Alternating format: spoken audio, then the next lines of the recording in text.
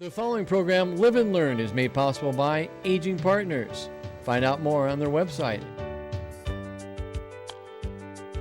Hello, everyone, and welcome to Live and Learn. I'm your host, Jerry Renaud. One of the fantastic programs in the state of Nebraska is OLLI, the Osher Lifelong Learning Institute, offering great classes and great trips. Here to talk about all things OLLI is the director of the OLLI program, Bob Mickle. You don't want to miss it. Hi everyone, I'm Julie Masters. The use of robotics is of interest in supporting people as they age. Joining me today is Dr. Carl Nelson, a professor in mechanical and materials engineering in the UNL College of Engineering. Stay tuned. Have you recently updated your estate plan or have thought about your designated beneficiaries or other things that might be called just stuff that you own? I'm Doug Jose. Today we're welcoming Andrew Loudon again to come and visit with us and keep us up to date on what is happening with estate planning. Stay tuned. This and more on today's Live and Learn. Hello and welcome to Live and Learn. I am your host, Jerry Renaud. Today we want to talk about OLLI, the Osher Lifelong Learning Institute at the University of Nebraska, and all of the great things that it's offering. And here to talk to us about that is the director of that program. It is Bob Mickle. Bob, thanks for being with us today. Thanks, Jerry. It's always great to be here and share all of the exciting things that are going on with OLLI. And OLLI is just, it has so many great things. I'm in the class right now and continuing to get involved in as much as I can. It's just a great program, and we have lots of great classes, and we want to talk about the session that's coming up and starting in January. But there's a couple of other things that it's always kind of fun to talk about that are going on, and one of those has to do with the membership. You are just growing by leaps and bounds. Yeah, we're just killing it. We've had an amazing beginning to our year. Our membership at the end of 3 months is already greater than it was at the end of the entire year last year.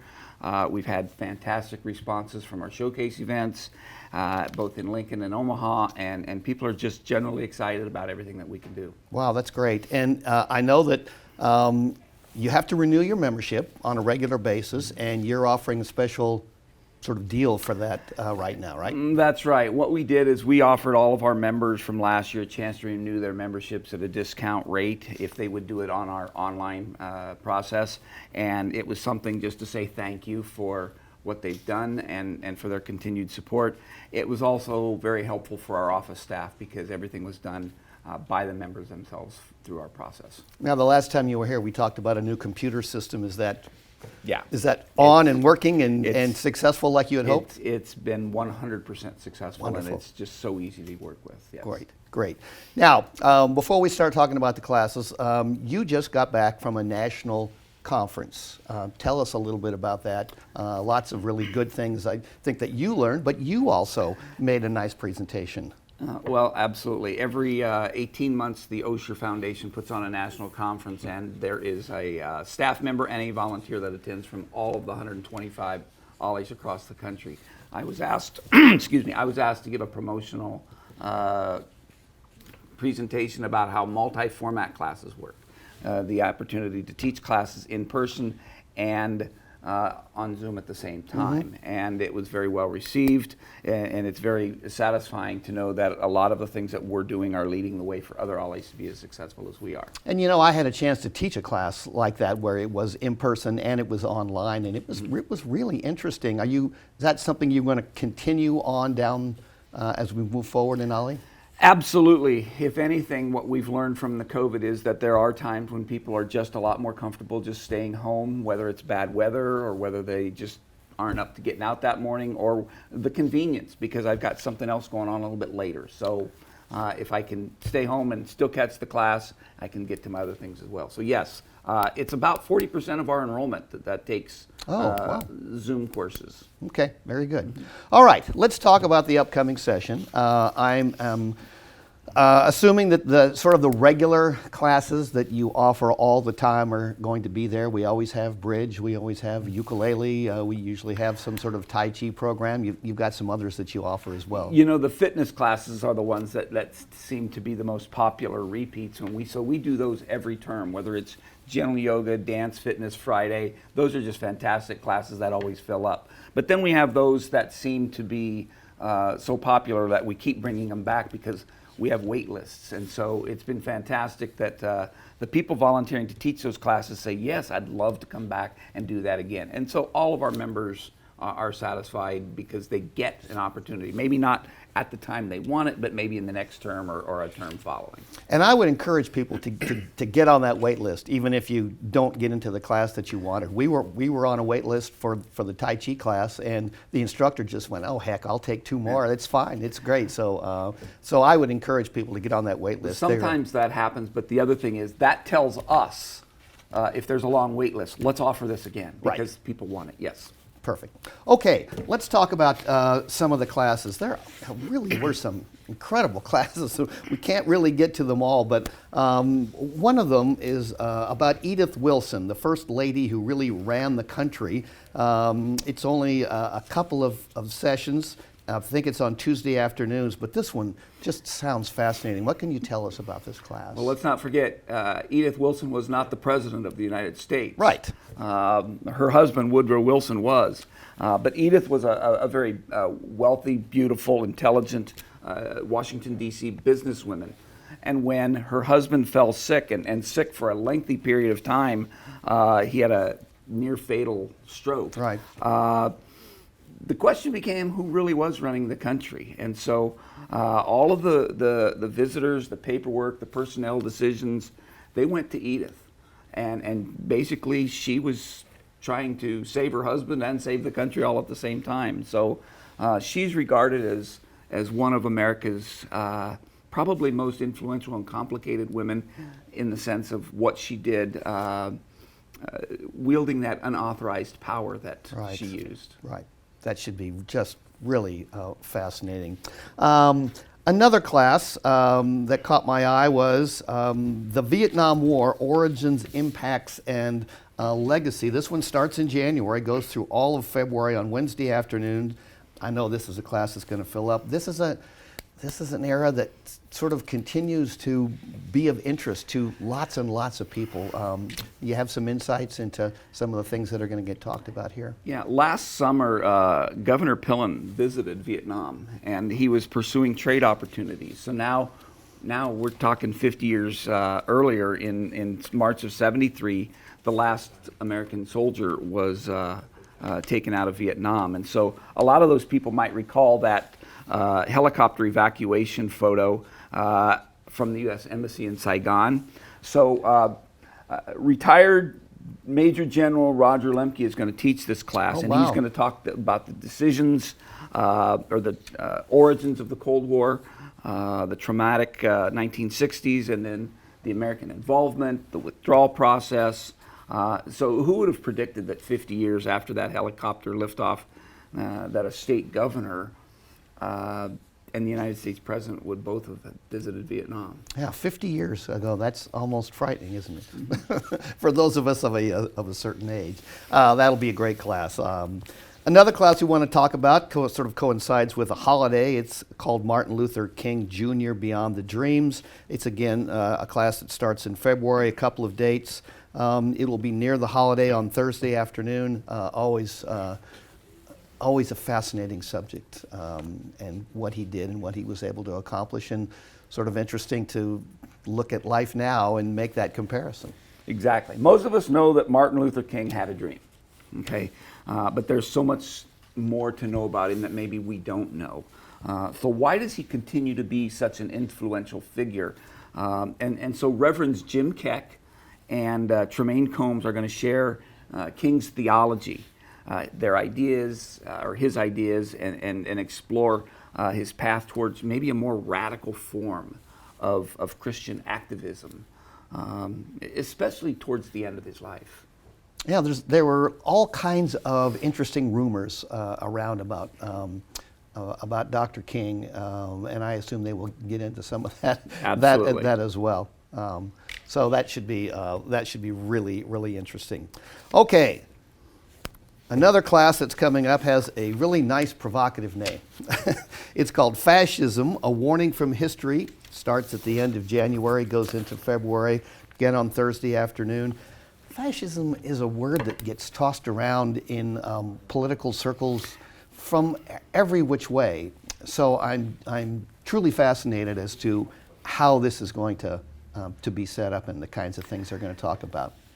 Well, fascism is a loose and incoherent and conflicted collection of ideologies, myths, and hatreds, and it really is somewhat difficult to define. And so to understand the concept, you have to kind of understand its history. And so we've got a UNL lecturer of the history department who's going to explore its origins, and he's going to go back into Mussolini's history, or Italy. He's going to talk about how it worked in Nazi Germany and its continued effects after the Cold War and other manifestations through history. And so the plan is that when it's all said and done, he's going to finish up by helping people to be in a better position to identify and maybe confront possible fascism threats before it's too late. Right, right. Because again, it is a term that both the left and the right seem to want to use and call each other, and yet I'm not sure we haven't forgotten about the original way that this was created during World War II. And we're hoping that Mr. Foreman, the instructor, gives us that information. Yeah, should be wonderful, and it's a wonderful title. Another great class being offered with a wonderful title is called Great Decisions 2024, Part 1. So I assume that there will be a Part 2 somewhere down the line. This starts in late January and goes into March. Great Decisions, love the title. So tell us a little bit about what kinds of things people could expect if they took this class. Yeah, and Jerry, you're right. This is a two-part session. We're going to offer Part 1 in our winter term, and then the second part will be in the spring term. And what happens here is this class basically discusses major foreign policy issues, those that face the United States. And the Foreign Policy Association has selected 8 topics. So we're going to explore the first 4 in the third term, the winter term, and then the other 4 in the spring term. Things that you're going to see in this upcoming term are the Mideast realignment, climate technology and competition, science across the borders, and then the fourth one is going to be the U.S. and China trade rivalry. So there's no controversial topics. None whatsoever. In this particular class. What's neat about this class is it's offered, all of these are multi-format, but getting people on the screen in Zoom and the conversation back and forth amongst the people is really great, because what happens is we show about a 20-minute film, and then it's all just moderated, led conversation the rest of the time. So it's very fascinating to sit in on those. Yeah, the moderator has to be pretty good about, some Zoom, some in class, and there can be some differences of opinion and certainly some controversial kinds of things. But it should be a really interesting discussion, I would think. Absolutely. Wonderful. Any other classes just that you could think of you want to mention just briefly? Well, I think the last one that's kind of interesting is the one that's called The Heart of Lincoln. And we've been looking at doing this for a number of years and sharing with the people who come a little bit about the human services that the city of Lincoln provides, nonprofits, for example. And so we're going to have all kinds of people coming in from these nonprofits and sharing what they do and how they benefit Lincoln. And that's going to extend over a number of periods. I think it's 4 weeks. And so people will learn how the city of Lincoln works to help each other. That should be wonderful. And it does. It starts in pretty early in January, on the 24th, and then the 31st, and then the first couple of weeks of February. Yeah. So that should really be a fun class. Bob, thanks for coming by today. Everyone should look for the catalog. That catalog will be out probably December? Late December. Okay. Yes. It's in production right now. Okay, and if they have any questions, then things we didn't get a chance to talk about, what can they do? How can they get a hold of us? Our website has a plethora of information. They can simply go to ollie.unl.edu, or if they want, they can call our offices. Our number is 402-472-6265. Bob, thank you so much for coming by today. We truly appreciate it. Ollie is just this great little gem in the state of Nebraska, and we appreciate everything you do, and it's a wonderful program, and thanks again for taking some time to stop by, because I know we're right in the middle of the session and you're a busy guy. Well, thanks for having me. I appreciate it. Stay curious. And thanks to all of you for tuning in today. I am your host, Jerry Renaud. Please stay safe, stay healthy, and remember, it's never too late to live and learn. Aging Partners has relocated to Victory Park, 600 South 70th Street, just east of the old VA hospital. Follow the signs around the south part of the building complex and enter under the Aging Partners sign on the east side of the facility. The new fitness center is equipped with state-of-the-art cardio and fitness equipment. Caseworkers and resource specialists are available to assist you with a variety of aging issues. Enjoy a hot lunchtime meal and engage with others in a variety of activities. Aging Partners, now at Victory Park. Hi everyone, and welcome to Live and Learn. It is my great pleasure to have with us today Dr. Carl Nelson. Dr. Nelson is a professor of mechanical and materials engineering at the University of Nebraska-Lincoln. Welcome, Dr. Nelson. Thank you. Good to be here. Oh, it's great to have you. Would you be all right throughout the interview if I referred to you as Carl? Of course, Julie. Thank you very much. Well, Carl, tell our viewers what prompted you to pursue a career as a professor and also a researcher in mechanical and materials engineering. I would say it started as a kid with taking things apart and putting them back together and trying to understand how mechanical things work. You know, it was the bicycle would break down, the chain would come off, or the tire would be flat, and my dad would come out and we would fix that together, and he would explain, you know, this is how this fits together and how this works and what it does, and you know, that just kind of hooked me onto engineering. I just loved the discovery of that and how to understand the world around me, especially the mechanical things really attracted me. And then, of course, going through college and graduate school, I just kept sucking that up and just drinking it up. You just loved it. Yeah. And what a compliment to your dad to get you excited about engineering through something as basic as working with a bicycle. And he's not an engineer type at all. And so this was, you know, this was just him being dad and teaching and you know, being there. So it was great. Him being dad, though, so it's kind of a good way to suggest to other dads in the world, you could have a budding engineer in your life. That's right, yeah. Right? It could happen to anyone. Absolutely.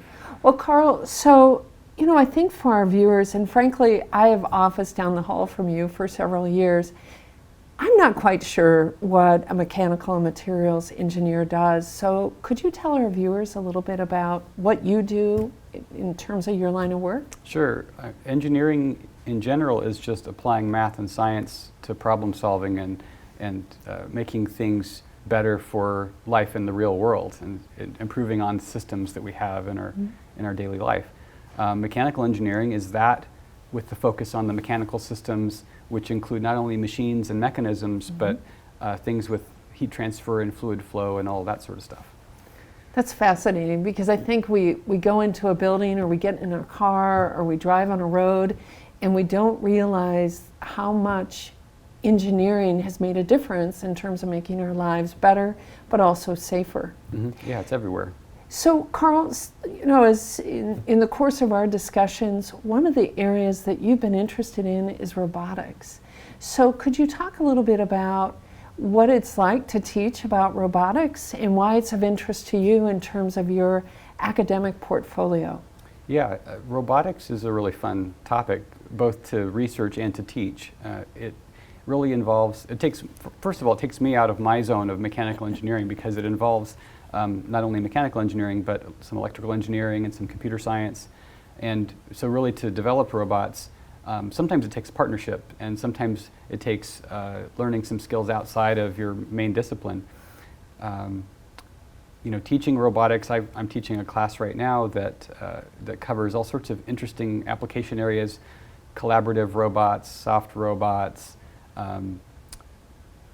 different architectures of robot, you see robots used in all sorts of different applications, from agriculture to firefighting to rehabilitation and, of course, industrial uses. So I think as far as the research goes, that's part of the excitement for me, is finding those new application areas and places where contributions can be made in the field of robotics to make life better in a variety of ways.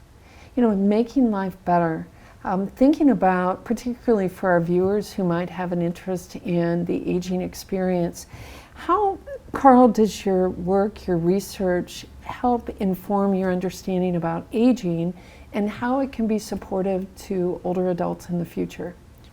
Well, when I teach design alongside robotics or mechanical systems, which is design is a big part of engineering, is taking the principles of engineering and applying them to create new technologies. When I teach design methodology and design principles, I always emphasize to students the need to understand the problem very well, because if you start on the wrong foot, you'll end up on the wrong path, on the wrong solution. And so understanding the problem that you're trying to tackle and really understanding it from the user's point of view, whoever's going to use that product or system that you're developing. In the context of aging, we have to put ourselves in the shoes of an aging person. And so it's that empathy, that understanding of your demographic, of your user base, that is so important to develop products and systems for an aging population. And that's it's a little bit of a departure. We have to learn to speak a little bit of a different vocabulary, perhaps, in order to interact and interface with gerontologists and other professions that know more about aging and the aging experience than maybe most engineers do. And I appreciate that, the interest in wanting to make life better for people as they age. Now, when we think about aging, it certainly is a global issue. And one of the countries that is really being faced with an opportunity of aging is Japan. You just recently returned from Japan and attended a conference on robotics. Mm-hmm. So what did you take away from that experience? Well, Japan is an interesting place. It's a great place.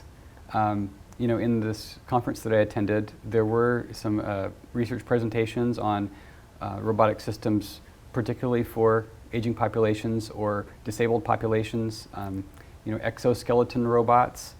Okay, now I'm going to have to ask, what's an exoskeleton? An exoskeleton, you think about an insect, right? It's a structural shell that exists outside of the body, around the outside of the body of the organism, right? So an exoskeleton for a human is just a structure that is wearable outside of the body on the surface. Oh, interesting. And an exoskeleton typically would be a device used in rehabilitation that you could wear on your legs, or even sometimes a whole body exoskeleton that helps you with the movement of your limbs.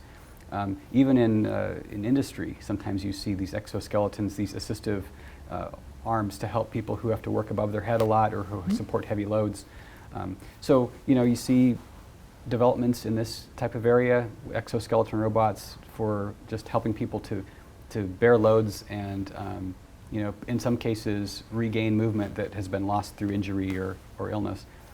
The other applications that are prevalent, that could apply to aging populations include monitoring. So robots not only just for the physical tasks, but also for the kind of diagnostic and sensing tasks to watch out for, has somebody had a fall, or is there something abnormal about the behavior that needs to be reported so that others can come in and intervene and help. I already mentioned the exoskeletons and therapy, physical therapy, but companionship. Robots are used for more and more social purposes. Mm-hmm. And in Japan, Japan has been a great adopter of all things robotic and just really open to new ideas. And so you see really interesting looking robots, frankly. Right. Robots and our viewers are seeing some of those now. Robots with faces, robots that interact and try to emulate, social behaviors. And so it's actually an interesting debate in the robotics community as to whether, using a robot to achieve a social task has the same value as, having a human be there with a person. And, so there's plenty of work to do in robotics, not only from the design side, but also from the understanding of those interactions, between humans and robots. Well, I think, and you had mentioned it earlier, but I think it's worth asking the question again. How can engineers work with people who are gerontologists, people whose background is the study of aging? How can you see those two groups working together? Well, I think, first of all, we are not at odds, right? We are working on the same goals. We just may speak a different dialect or use different toolkits.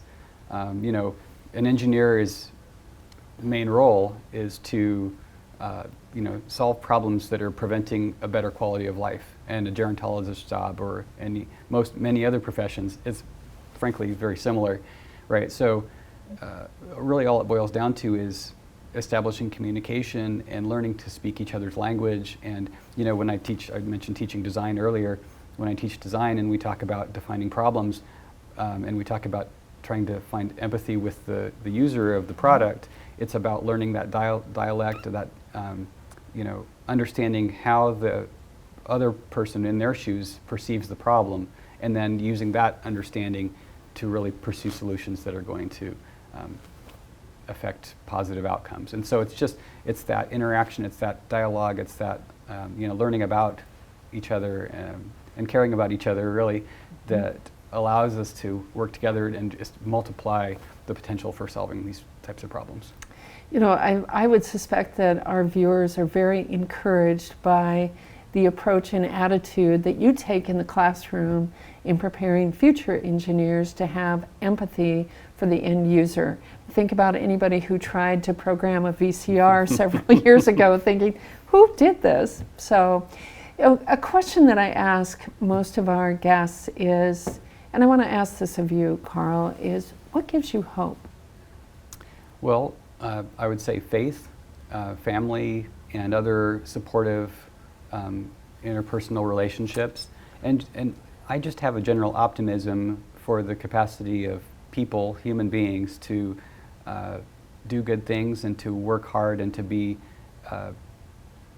smart and capable and just develop their skill sets and apply those in good ways. So it's all those things. It's all those things. Well, I think, Carl, you have certainly given all of us hope in terms of the work that you're doing in the College of Engineering at the University of Nebraska-Lincoln. And for our department, I hope we have the opportunity to continue to collaborate and engage in coming up with good ways of supporting people as they age. So, Carl, thank you so much. And to our viewers, remember, it's never too late to live and learn. Aging Partners has relocated to Victory Park, 600 South 70th Street, just east of the old VA hospital. Follow the signs around the south part of the building complex and enter under the Aging Partners sign on the east side of the facility. The new fitness center is equipped with state-of-the-art cardio and fitness equipment. Caseworkers and resource specialists are available to assist you with a variety of aging issues. Enjoy a hot lunchtime meal and engage with others in a variety of activities. Aging Partners, now at Victory Park.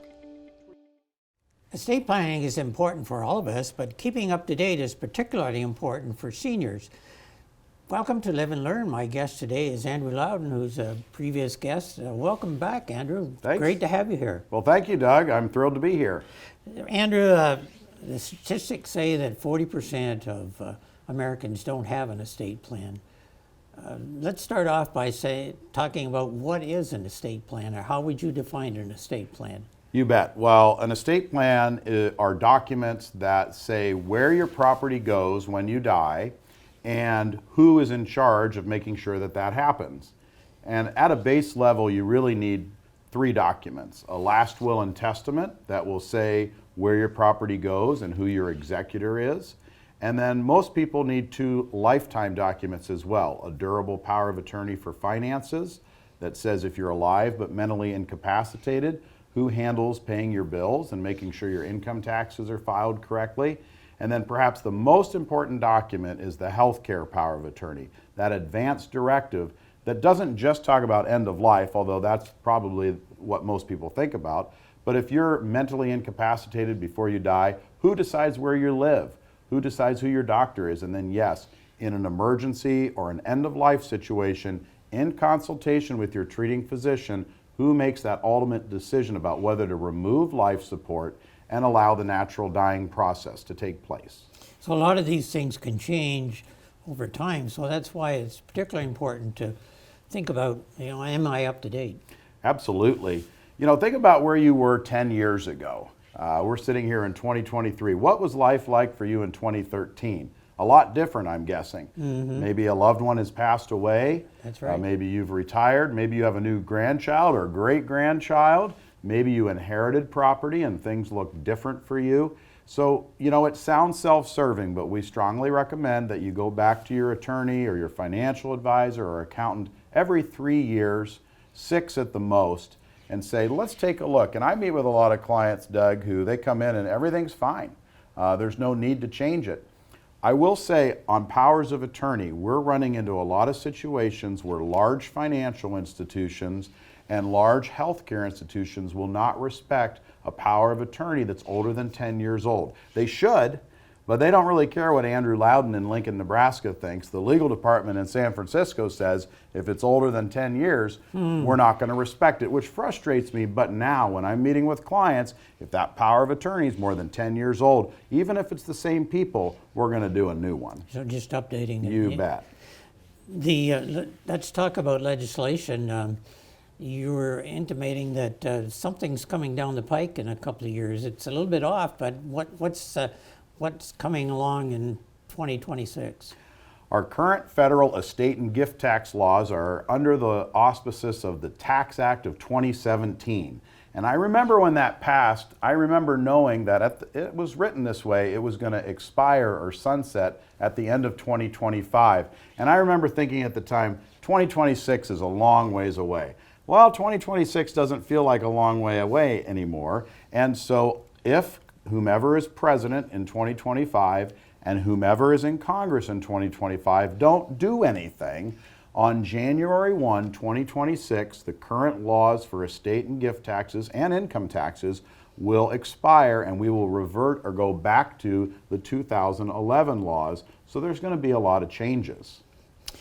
The mistake that a lot of people have is keeping up to date, but you do have a top 10 list of, maybe it's kind of a negative thing, but rather than positive, but you do have a top 10 list of mistakes. So let's talk about a couple of those. The first, one of them being what the beneficiaries, and we talked about estate plans and some of those definitions, but what about beneficiaries?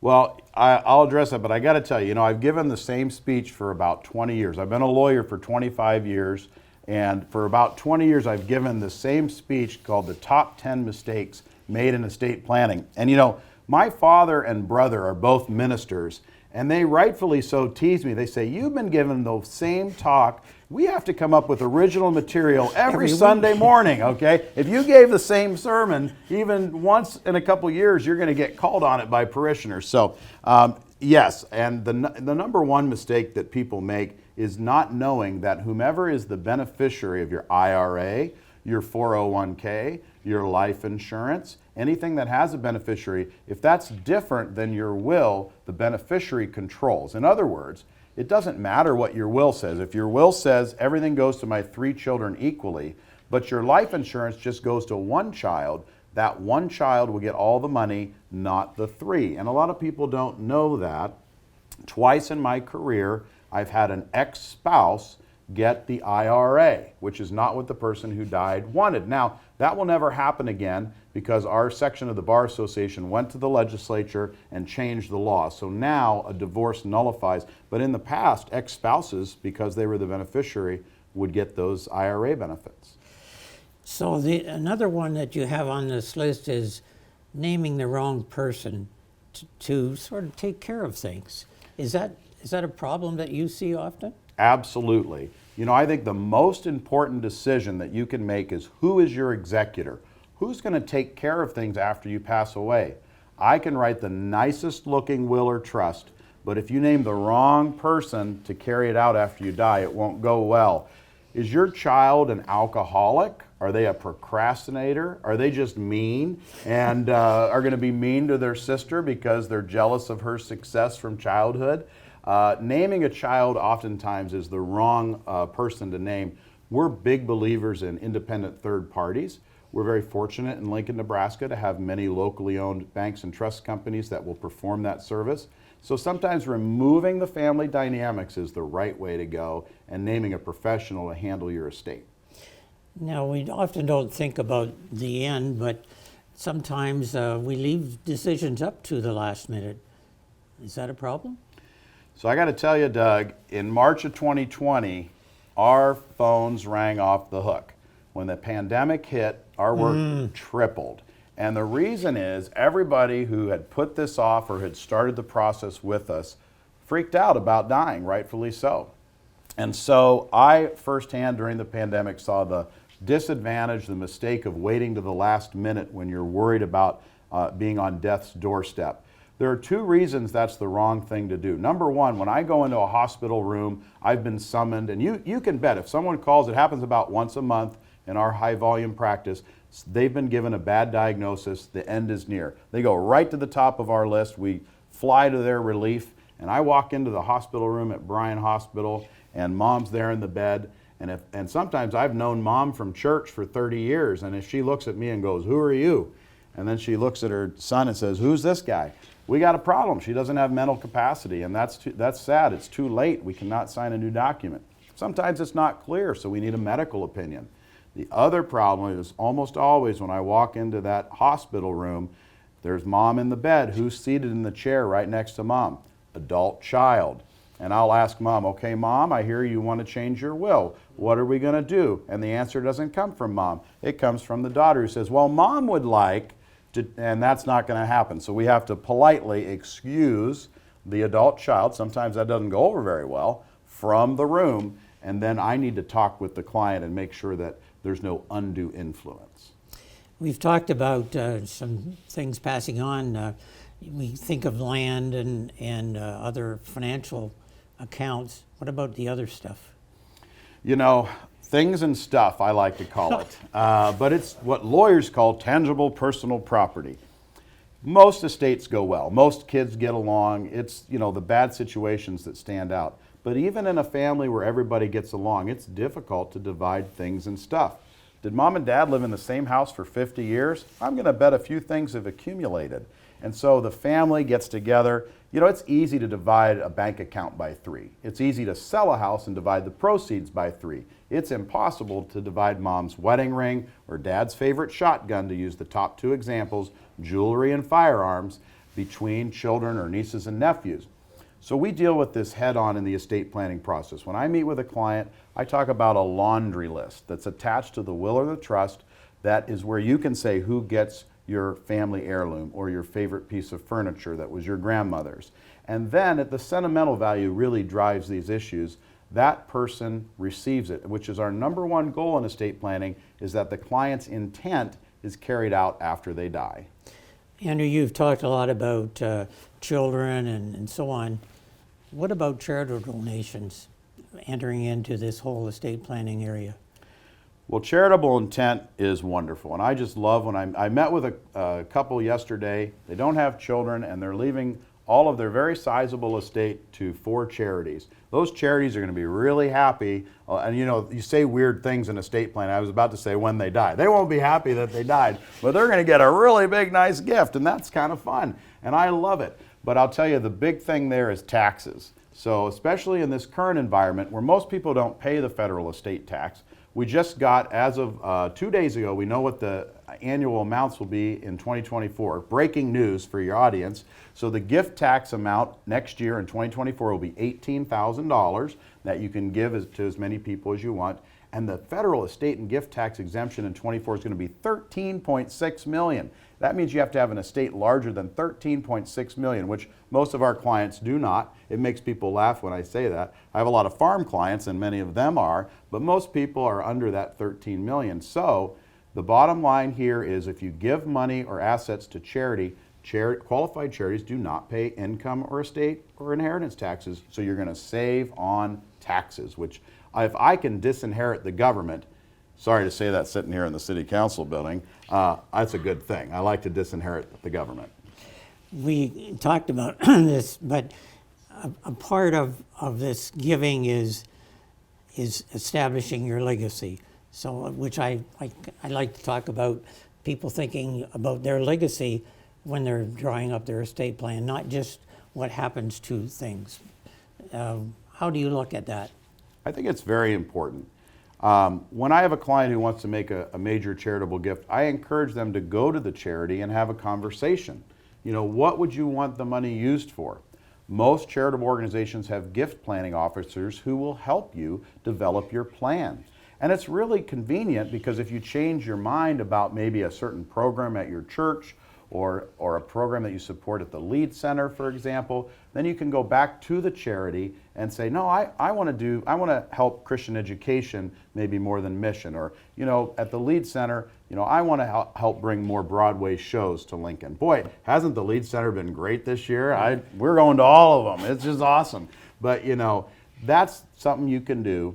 And you can do that with the charity, and it's really a thoughtful process, and to your point, builds a legacy after you pass away and during your lifetime. Andrew, thanks a lot for being with us, but do you have some sort of summary comments of experiences that you've had in the last year or two since we first visited on Live and Learn? Absolutely. You know, I think just don't put it off till it's too late.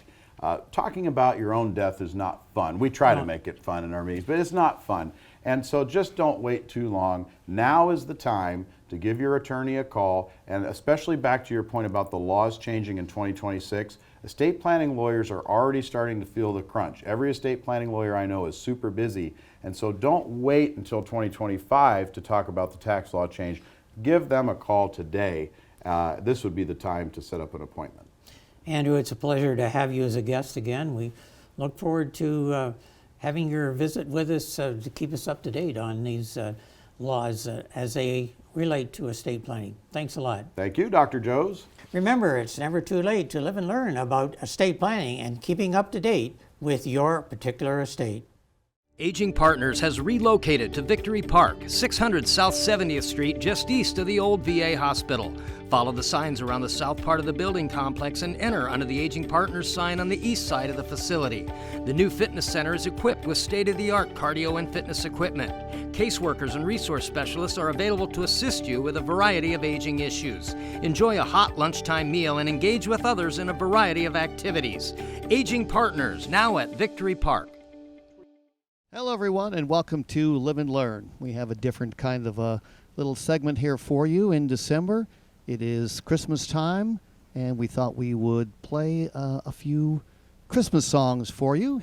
Joining me here in the studio, of course, is the irresistible Gene Davis as part of Gene and Jerry. And so we're going to play a few songs for you. A couple of them you probably will never have heard before, since they are some originals, and then we're going to play a couple of traditional songs as well. This one is a traditional holiday song called Let It Snow. Oh, the weather outside is frightful, but the fire is so delightful. And since we've no place to go, let it snow, let it snow, let it snow. Whoa, it doesn't show signs of stopping, and I brought some corn for popping. The lights are turned way down low. Let it snow, let it snow, let it snow. Now when we finally say goodnight, how I'll hate going out in the storm. But as long as you hold me tight, all the way home I'll be warm. Now the fire is slowly dying, but my dear, we're still goodbye. But as long as you love me so, let it snow, let it snow, let it snow.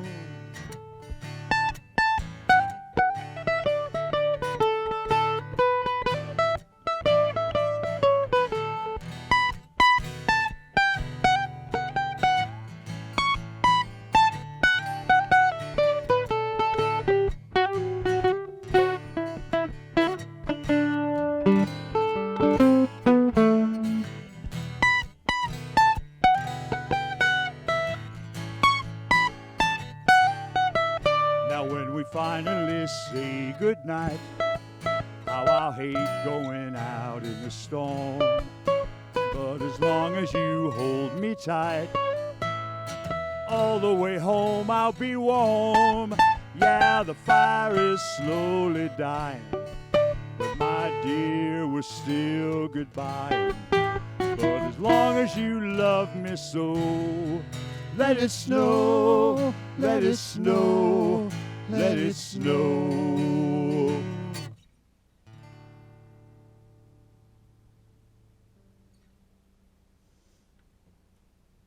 Very fun. Great old traditional song. It's not what we really want to be happening outside, but I like the sentiment of... Yes, holiday time is about being with the ones that you love. And this next song is song that I wrote about with the one I love in mind. One called Don't Blame Santa. Ready? 1, 2, 3. Don't blame Santa if he's a little late. I told him I've got something and it just won't wait. Don't blame Santa, he's got a lot to do. I told him I'd be taking good care of you. Got candles in the window, garland and a tree. So if it's just the two of us this Christmas Eve, don't blame Santa, blame me. Well, we'll skip the milk and cookies and have a little wine and sit up together by the fireside. We spent the whole year waiting, being good and being nice. Let's get a little naughty on this cold, cold night. Do I have to spell it out from A to Z that you're the only woman in this world for me? Don't blame Santa, blame me.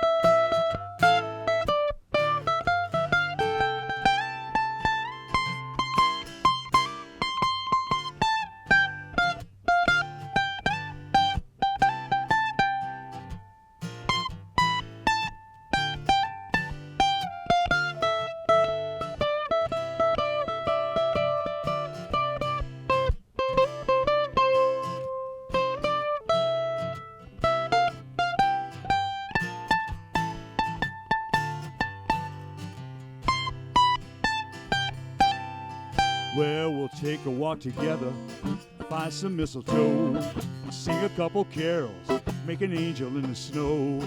We'll leave a note for Santa that he is sure to see that we don't want to be disturbed till New Year's Eve. Don't blame Santa, he said you never wrote, so I tried to find a gift to set the perfect note. But all that I could think of was my heart. It's wrapped in silver paper, tied up in a bow. I hope it's what you wanted, dear, but if the answer's no, well, don't blame Santa, whoa, whoa, blame me.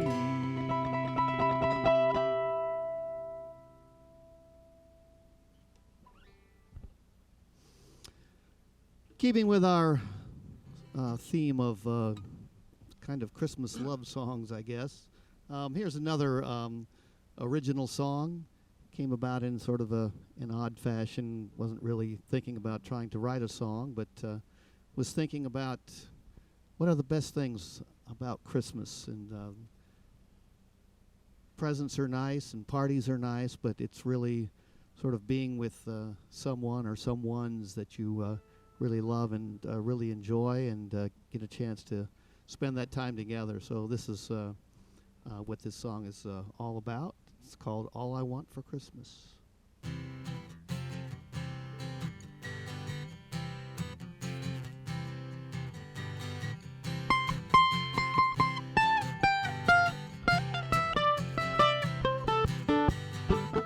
All I want for Christmas from you is a smile It's all I need, and I know it's gonna last me a while. Baby, baby, when things get tough and I've had enough, I know you're the one to make it alright. 'Cause baby, all I want for Christmas is you tonight.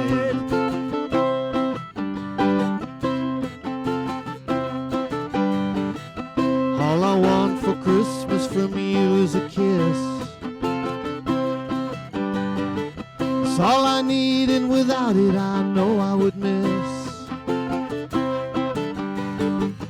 Baby, baby, when things get bad and I'm feeling just a little sad, I know you're the one to make it alright. 'Cause baby, all I want for Christmas is you tonight. You don't even have to say a word to me. You are the one, and you'll always be.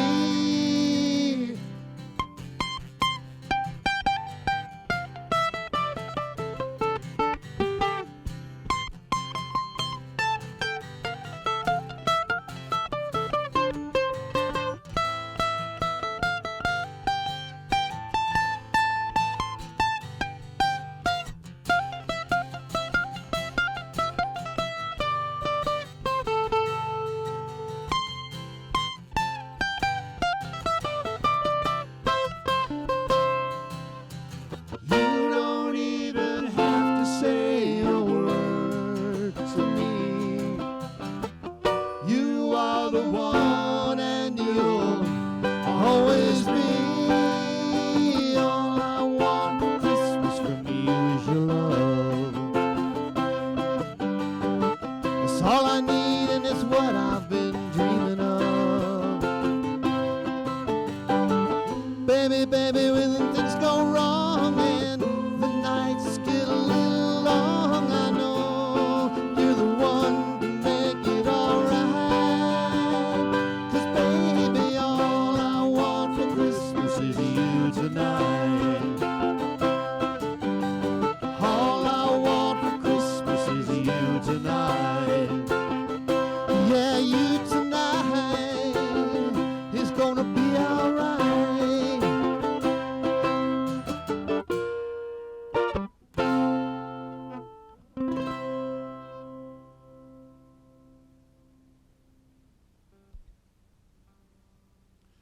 Jerry is playing a mandolin on our show today, and the mandolin, of course, came over in the European immigration, and there are many stories about the mandolin that I won't tell today. That's probably a good idea. But anyway, it became very closely associated with bluegrass music, and we got like kind of a bluegrassy version of a traditional country Christmas song. This is one, the traditional song, I Saw Three Ships A-Sailing, and we're going to have Jerry play a little bluegrass style on it.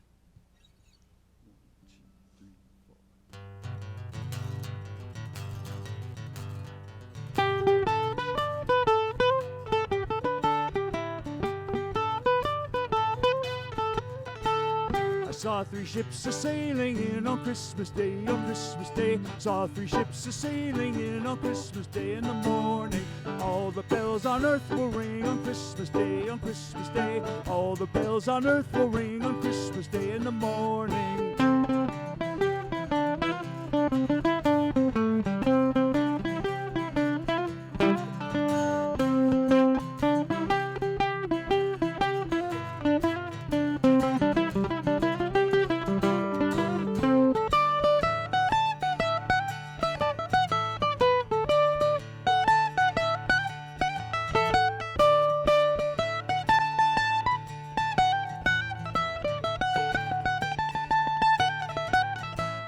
Saw three ships a-sailing in on Christmas Day, on Christmas Day. Saw three ships a-sailing in on Christmas Day in the morning. All the bells on earth will ring on Christmas Day, on Christmas Day. All the bells on earth will ring on Christmas Day in the morning.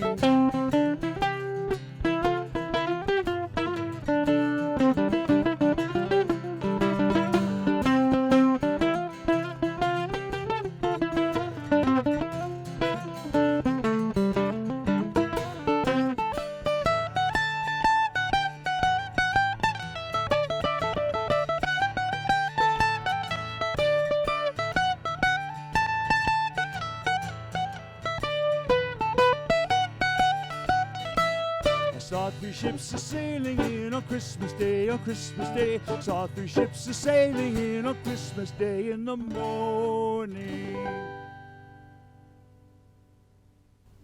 Thank you very much for tuning in. We appreciate it. We are Gene and Jerry, and we want to thank all of you for tuning in as well, and I want you all to stay safe, stay healthy, and remember, it's never too late to live and learn.